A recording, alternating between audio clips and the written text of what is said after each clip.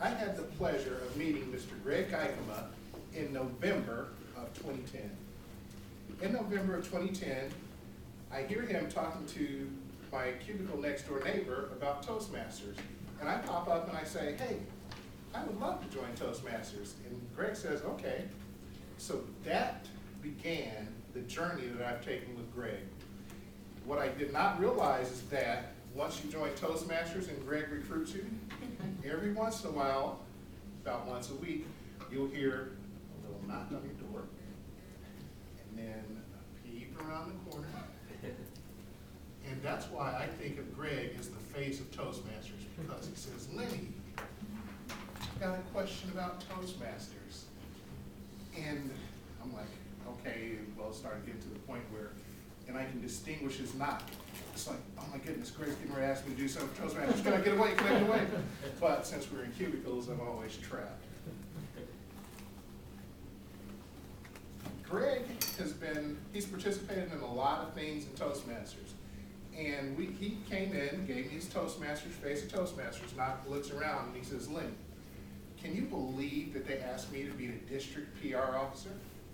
And I'm like, oh wow, that sounds like a good opportunity. And he says, well, I'm absolutely not gonna do it. They keep asking me to do things, I'm not doing it, I'm not doing it, nope, I'm not doing it. I'm like, well, Greg, I can understand you not wanting to do things because you do a lot with Toastmasters now. And so I don't think about that anymore. Go to the next district level meeting, and who do I see but Greg? And I say, Greg, you are so vehement about doing that. And then he gets this sheepish grin on his face, and he says, Carol Krahinsky, who was our district governor at the time, asked me to do it, and I just couldn't say no. I think what it was is he was afraid of Carol Krahinsky. And he thought that, wow, if I don't take this Toastmaster opportunity, I'm not going to get to do anything else anymore. So Greg was our district PR representative, which was wonderful. He did a great job of it.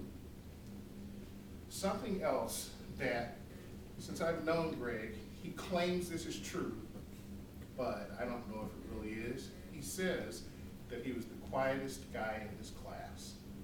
Now, if you guys have been working with Greg long enough, I believe you doubt that too, because Greg will get up here and he'll start talking, giving his speech, or being a Toastmaster, giving his presentation, doing everything, and he'll look and he'll say, you can see it clicking around in his head, wow, I got 5 more minutes, let me talk a little bit more. And then everybody in the audience is looking at him, trying to use telekinesis to get him to stop, get him to stop, get him to stop, get him to stop. And I think he starts feeding off of that, and it's like, oh wow, they're looking really close at me. I think they want me to continue talking. I think I'll continue talking. And you know, as long as we don't go over, I want to fill in as much time as I possibly can. And Greg is one of the more frugal people that you will ever meet in your life. He will spend 20 hours trying to figure out how to save 75 cents on a bag of chips. And I think, Greg, you do realize that all your time is money no matter what you're doing, and that 75 cents is not that important. And he's like, yeah, but I just can't help it. It's still 75 cents. And ultimately, you guys who really know Greg, can you show the piece of paper that you carry around? Greg carries around a list of things that he has to do.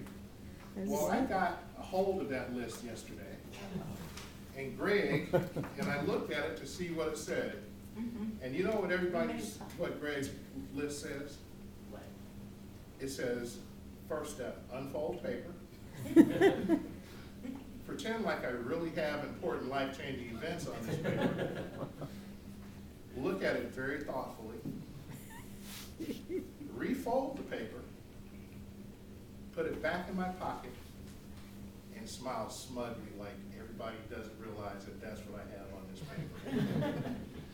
And with that, Greg, thank you so much for being a good sport. Happy birthday. And thank you very much, everyone.